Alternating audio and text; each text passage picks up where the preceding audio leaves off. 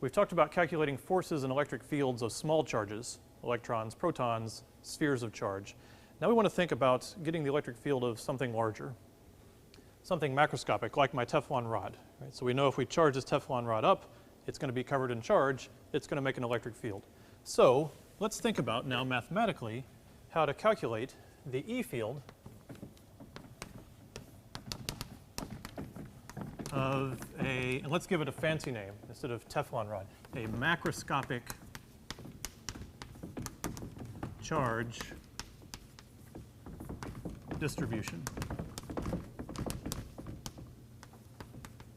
So just like we introduced charge, thinking about microcharge, electrons and protons, macrocharge, large charge things, now let's think about the electric field that way.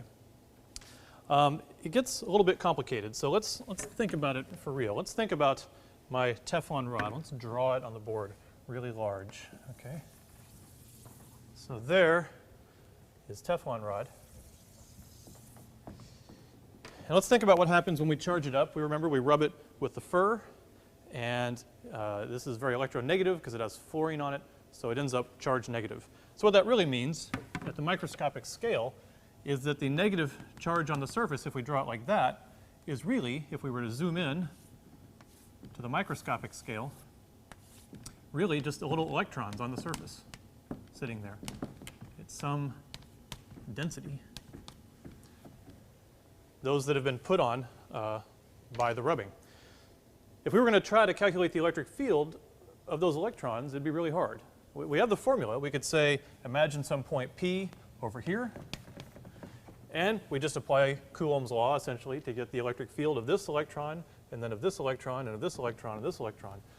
But the problem is, there are millions and millions and millions of electrons on the surface. So you would have to write an equation with millions and millions and millions and millions of terms. So we don't like to do that. Physicists are lazy. We would much rather find another way to do it than to have an equation with that many terms. So this is the reality over here. I want to stress that we are breaking with reality. The reality is millions of electrons. Okay? What we do in physics to avoid dealing with all those electrons is we make a model. Okay? In physics, when we say a model, that almost certainly means it's not exactly correct. It's something we do to make it easier mathematically. So this model, if you look at it microscopically, is this. The surface is negatively charged, which we might draw like that. But if you zoom in, you assume that the surface has just got a smooth charge on it. You could think of it as a fluid of charge. It's just some layer of charge such that if you zoom in, you still just see smooth charge. If you zoom in more, you still see smooth charge. If you zoom into the scale of an electron, you still see smooth charge. If you zoom into a millionth of the size of an electron, smooth. So the electric, or the negative charge is smooth all the way down to the smallest scale that you could have, infinitely small scale. So the model is that we have smooth charge.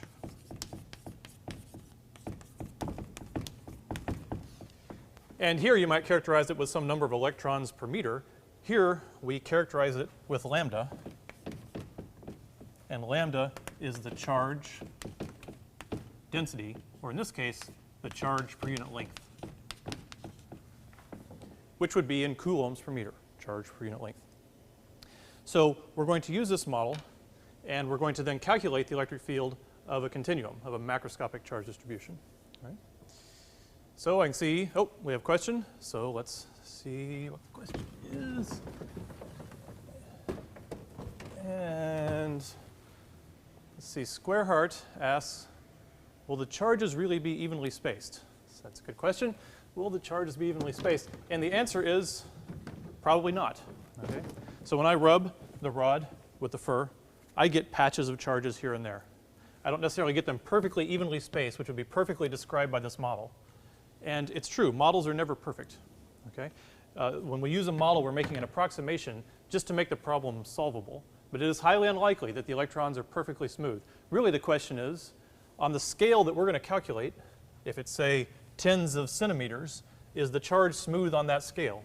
And if it is, then it's a good model. If it has patches every tenth of a millimeter or so that are charged or uncharged, it doesn't matter. If it has patches every 5 centimeters, then it does matter. So you always have to think about your model and decide if it's really good enough. So in this case, we're going to assume it's good enough because we're just doing freshman physics homework. Now we have a model for our charged rod. So now we need to calculate the field. So let's start just by drawing the rod again, a little bit smaller this time. And we have a nice straight rod like that. And we want to calculate the charge at a point P on the axis of the rod, but a little bit to the side. The rod has a property, lambda. That's its charge density. Like we talked about before, that's the number of coulombs per meter of charge on this rod. It has a length L, so at this point we need to set up a coordinate system. So let's imagine that the rod is sitting on the x-axis. So there's plus x, and there's minus x, and let's say it's sitting right at the origin. So I'll go ahead and draw the y-axis here, even though we're not going to need it in this 1D problem, but there's the origin right there. Therefore, we know that the rod, if it starts at the origin, makes it to a point here that's the position x equals L. So that would be the basic setup to start the problem. We also need to know the distance that we have here to the point P. We'll call that A. Got it. All right. So the question is simply, what is the electric field at point P? Now we've set this up to have a continuous charge along an extended object. Suddenly we can't use Coulomb's law anymore. In Coulomb's law, you say you have some charge here, it's at a distance r, and you write Coulomb's law. Well, here we have charge at a big range of distances, right? Some of the charge is really far, some of the charge is really close, some of the charge is in between. So suddenly we can't just do a straightforward application of Coulomb's law. So let's do this. Let's consider a small piece of the rod. So let's just say, instead of thinking of the whole rod at once, let's just grab a little chunk like this. And we can call it dx, a small piece of the rod dx. And then that small piece of rod will be at a specific place. And we could actually apply Coulomb's law. This dx is called a differential element.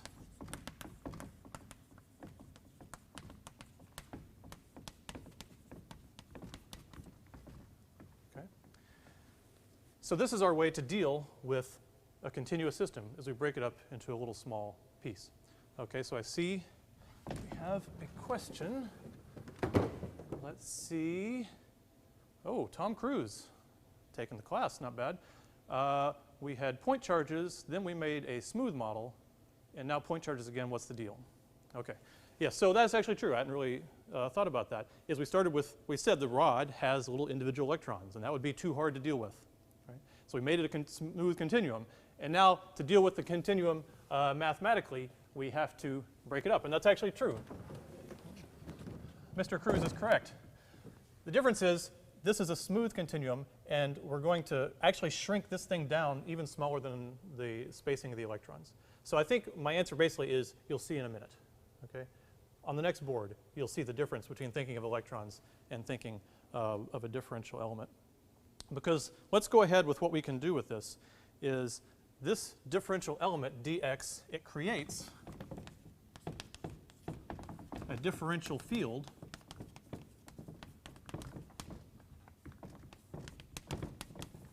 that we will call DEP. Okay? So we're looking for the electric field at P. That would be electric field P, and we just put the D in front of it to remind ourselves that what we're really about to write down is just the little piece of the field that's created by the little piece of the charge. Okay, so that's DEP. So let's write it down. Let's write it down. Now this is Coulomb's law, right? This little guy is at a set distance from P, so we can actually write it. So that's KE. What goes up top is the charge. What is the charge in this little dx? Well, we'll just call it dq. The rod has a total charge q. You can figure out what it would be. It'd be lambda times L. This little thing is dq. The separation of this one little piece, that gets a little tricky. You got to think about it. It's this far away, A, plus this far away, well, what is that? That's the length L, but we've moved over the point dx is at a position x. So we've kind of moved over there. So that's basically L minus x. So it's A plus L minus x squared. And then we got to think about the direction. And in this case, all the little elements are along the x-axis, and so is the point P. Therefore, all the field will point on the x-axis. So we're lucky in this case. It's a 1D problem to deal with the direction. All we got to do is say it's in the I-hat direction. It's always going to be on the x-axis. We'll worry about multiple dimensions later. Okay? So we got our DEP. Let's keep going. So each dx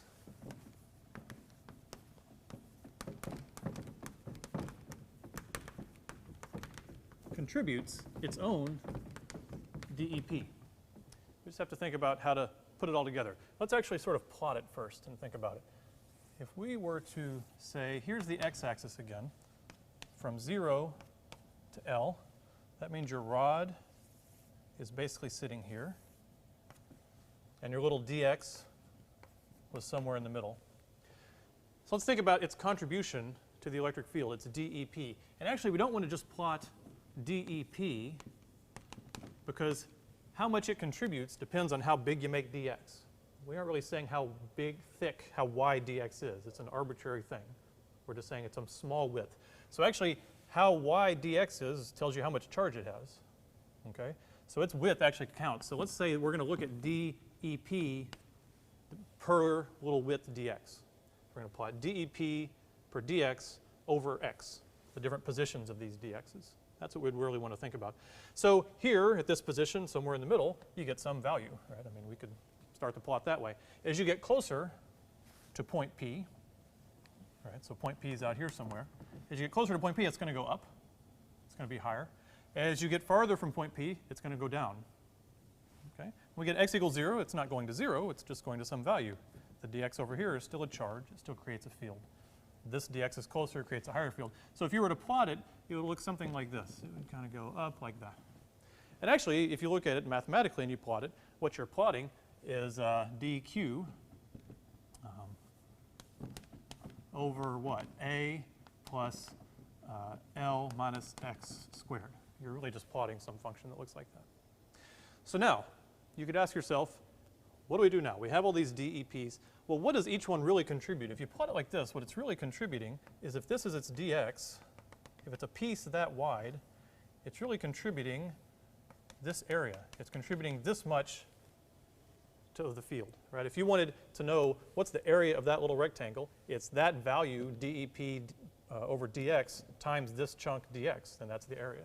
So you could actually get the DEP of this one if we plot it this way. If this dx is way up here, since DEP per dx is higher, it's going to have a larger area. This one, DEP per dx is smaller. It's going to have a smaller area. So what we want to do is figure out how to add it all up. Okay?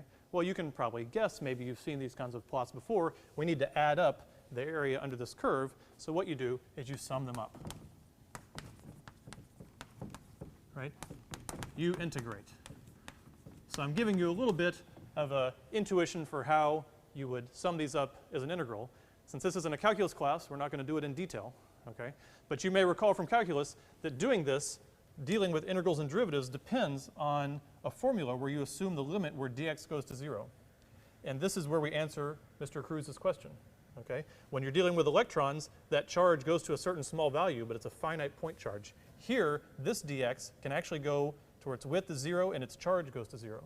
So this is truly the differential element of a continuum. It doesn't shrink down to a point charge. It shrinks down to nothing. And having the limit where that goes to nothing is what lets you do integrals and derivatives. So that's as far as I'll go sort of explaining it. So let's sum them up like this. Now, when you integrate, you're going to add these up to get what we're really looking for, the E field at P. This is really what we want. Okay? What we have is a bunch of DEPs. So we need to sum them up. So you know you write a symbol like that. Okay? To help you remember that's a sum, make sure you know that's actually an S. The integration symbol is an S. It's how they used to write an S. If you go look at like the US Constitution, every time there's two S's, one of them is this giant. Right? So I don't think the founding fathers invented calculus, but there is a connection there. So integral signs are sums. We also have to integrate the other side. Okay? So the other side was the integral of k. It was dq, and on the bottom it was a distance a plus L minus x squared. And of course, these are both in the I hat direction. I don't need an I hat there because that's a vector. Okay. So that's our integral that we have to deal with. So adding all these up just gives you EP. Really, this is what we want to integrate. So when you're faced with an integral like this, the first thing you got to think about is what axis are you integrating along? How are you doing it? Here, we're adding up along x, right? So that means anything that changes, everything needs to be put in terms of x. Everything that you can needs to be switched to x. And everything that's just a constant can come out of the integral, okay? So let's see, k is a constant. We can take k out of the integral. This is ke, by the way. We're integrating, and dq. We need to get dq in terms of x. Well, dq, how do you figure it out? What is the charge on this little piece? It's the charge density lambda times the width dx, right? So dx really is a length. So we can write lambda dx up here. And the bottom part, a is a constant, it just stays there. L is a constant, it just stays there. Minus x is already in terms of x. I hat.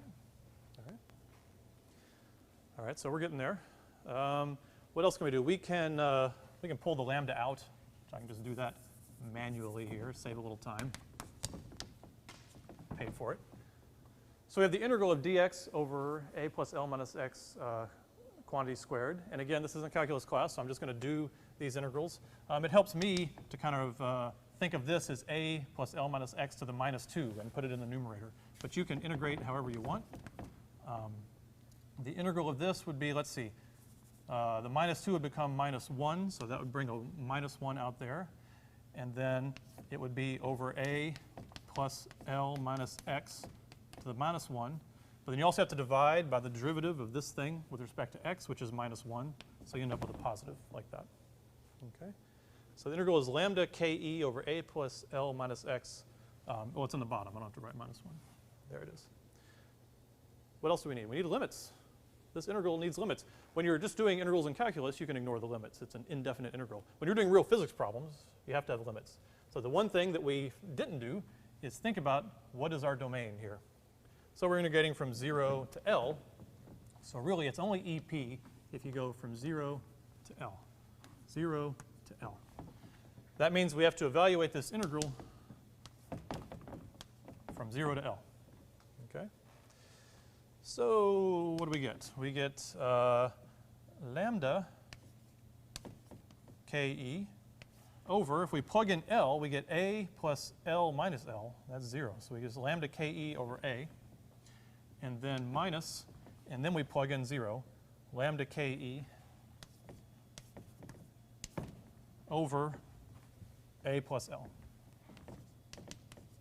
And that whole thing times I hat.